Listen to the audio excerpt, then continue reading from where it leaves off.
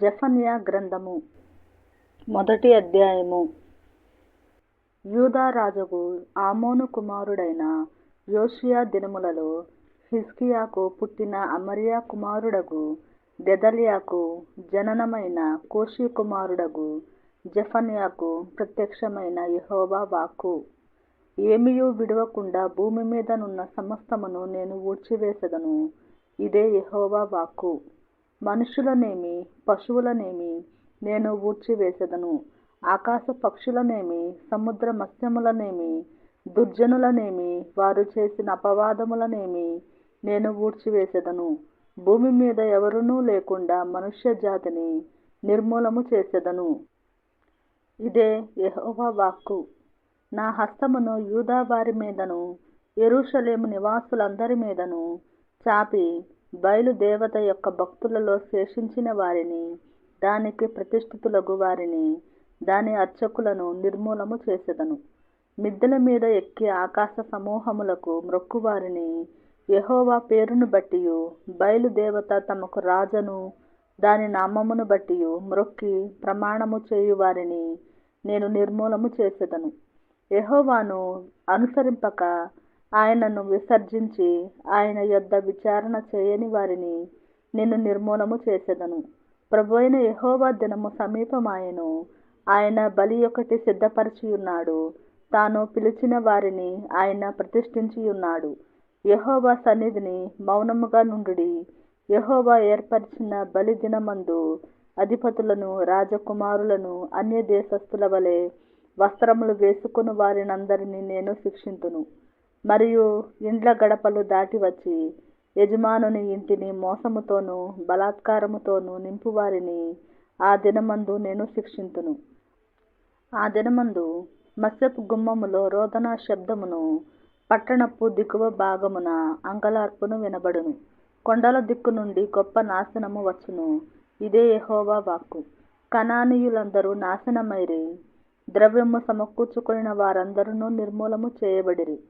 గనుక మక్తేషు లోయ నివాసులారా అంగలార్చుడి.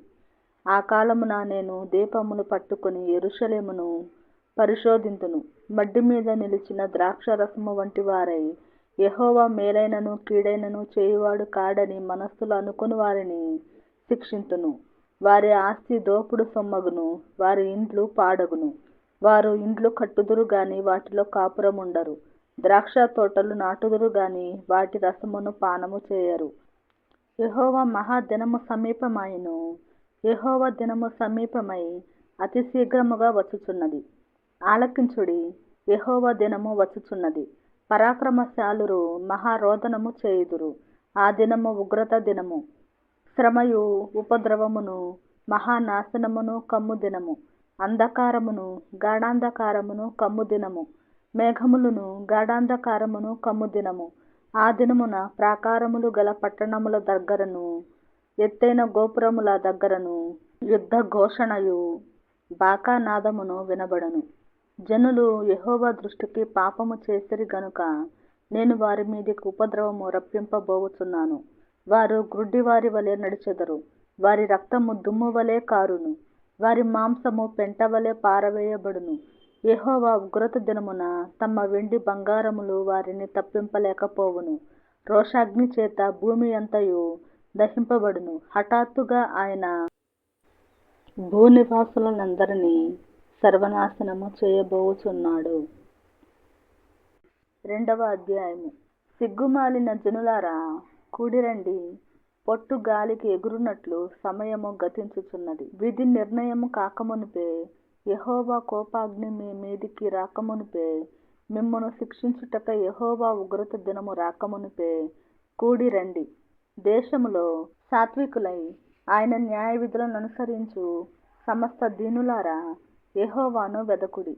మీరు వెదకి వినయము గలవారై నీతిని అనుసరించిన ఎడల ఒకవేళ ఆయన ఉగ్రత దినమున మీరు దాచబడుదురు.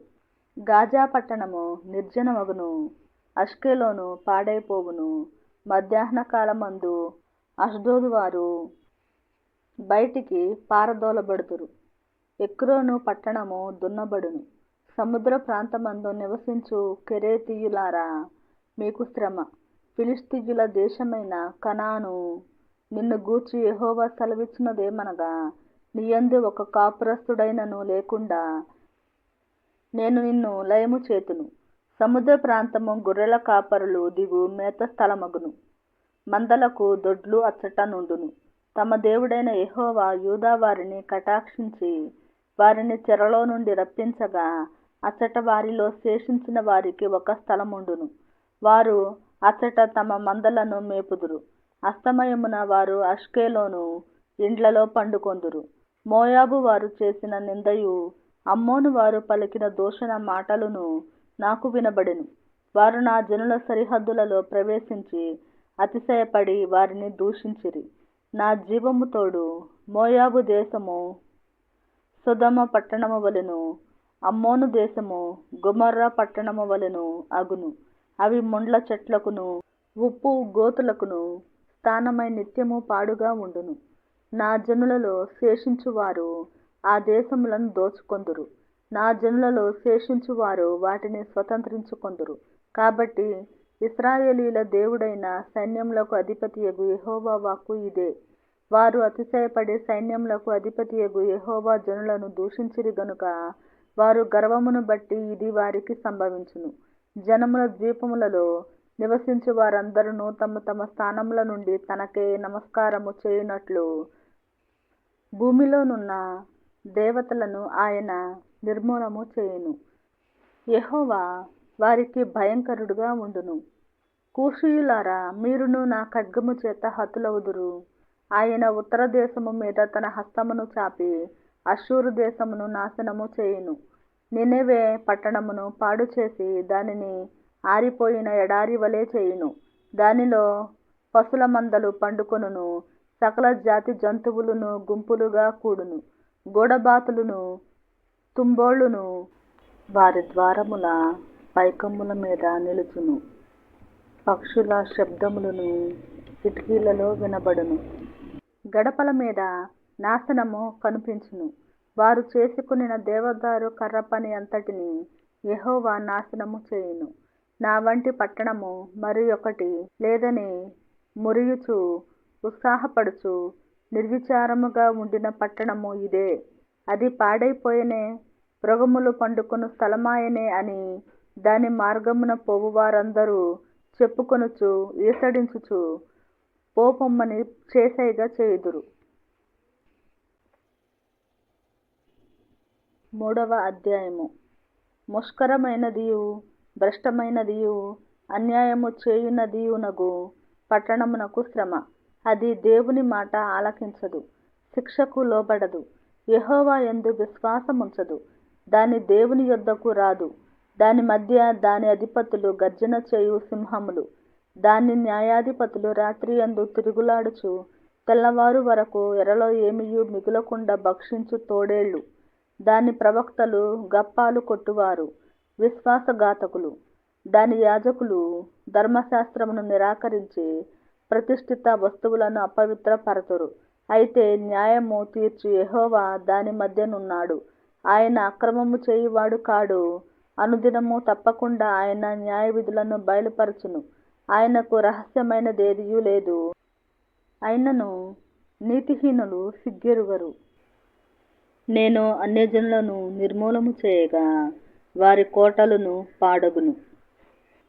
ఒక్కడైనా సంచరించకుండా వారి వీధులను పాడు చేసియున్నాను. జనము లేకుండను వాటి ఎందెవరునూ కాపురముండకుండను వారి పట్టణములను లయపరిచిన వాడను నేనే. దాని విషయమై నా నిర్ణయమంతటి చొప్పున మీ నివాస స్థలము సర్వనాశనము కాకుండునట్లు నా యందు భయభక్తులు కలిగి శిక్షకు లోబడుదురని నేననుకొంటిని. కానీ వారు దుష్క్రియలు చేయుటయందు అత్యాశ గలవారైరి. కాబట్టి యెహోవా సెలవిచ్చు వాక్కు ఏదనగా, నా కొరకు కనిపెట్టుడి. నేను లేచి ఎరపట్టుకొను దినము కొరకు కనిపెట్టియుండుడి. నా ఉగ్రతను నా కోపాగ్ని అంతటిని వారి మీద కుమ్మరించుటకై అన్యజనులను పోగు చేయుటకును గుంపులు గుంపులుగా రాజ్యములను సమకూర్చుటకును నేను నిశ్చయించుకొంటిని. నా రోషాగ్ని చేత భూమి అంతయు కాలిపోవును. అప్పుడు జనులందరూ యెహోవా నామమును బట్టి ఏక మనస్కులై ఆయనను సేవించినట్లు నేను వారికి పవిత్రమైన పెదవులనిచ్చెదను. చెదరిపోయిన వారై నాకు ప్రార్థన చేయు నా జనులు కూషు దేశపు నదుల అవతల నుండి నాకు నైవేద్యముగా తీసుకొని రాబడుదురు. ఆ దినమున నీ గర్వమును బట్టి సంతోషించు వారిని నీలో నుండి నేను వెళ్ళగొట్టుదును గనుక నా పరిశుద్ధమైన కొండయందు నీవిక గర్వము చూపవు. నా మీద తిరుగుబడి నీవు చేసిన క్రియల విషయమై నీకు సిగ్గు కలుగదు. దుఃఖితులకు దీనులను యెహోవా నామమును ఆశ్రయించు జనశేషముగా నీ మధ్య నుండనిత్తును. ఇశ్రాయేలీయులలో మిగిలిన వారు పాపము చేయరు, అబద్ధమాడరు, కపటములాడు నాలుక వారి నోట నుండదు. వారు ఎవరి భయము లేకుండా విశ్రాంతి గల వారై అన్నపానములు పుచ్చుకొందురు. సీయోను నివాసులారా ఉత్సాహధ్వని చేయుడి, ఇశ్రాయేలీయులారా జయధ్వని చేయుడి. యెరూషలేము నివాసులారా పూర్ణ హృదయముతో సంతోషించి గంతులు వేయుడి. తాను మీకు విధించిన శిక్షను యెహోవా కొట్టివేసియున్నాడు. మీ శత్రువులను ఆయన వెళ్ళగొట్టియున్నాడు. ఇశ్రాయేలుకు రాజైన యెహోవా మీ మధ్య ఉన్నాడు. ఇక మీదట మీకు అపాయము సంభవింపదు. ఆ దినమున జనులు మీతో ఇట్లందురు, యెరూషలేము భయపడకుము, సీయోను ధైర్యము తెచ్చుకొనుము. నీ దేవుడైన యెహోవా నీ మధ్య ఉన్నాడు. ఆయన శక్తిమంతుడు, ఆయన మిమ్మును రక్షించును. ఆయన బహు ఆనందముతో నీయందు సంతోషించును. నీయందు తనకున్న ప్రేమను బట్టి శాంతము వహించి నీయందలి సంతోషము చేత ఆయన హర్షించును. నీ నియామక కాలపు పండుగలకు రాలేక చింతపడు నీ సంబంధులను నేను సమకూర్చెదను.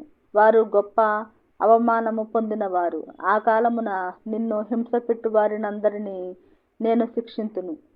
కుంటుచూ నడుచు వారిని నేను రక్షింతును. చెదరగొట్టబడిన వారిని సమకూర్చుదును. ఏ ఏ దేశములలో వారు అవమానము నొందిరో అక్కడనెల్లా నేను వారికి ఖ్యాతిని మంచి పేరును కలుగజేసెదను. ఆ కాలమున మీరు చూచుచుండగా నేను మిమ్మును చెరలో నుండి రప్పించి మిమ్మును సమకూర్చిన తరువాత మిమ్మును నడిపింతును. నిజముగా భూమి మీదనున్న జనులందరి దృష్టికి నేను మీకు ఖ్యాతిని మంచి పేరును తెప్పింతును. ఇదే యెహోవా వాక్కు.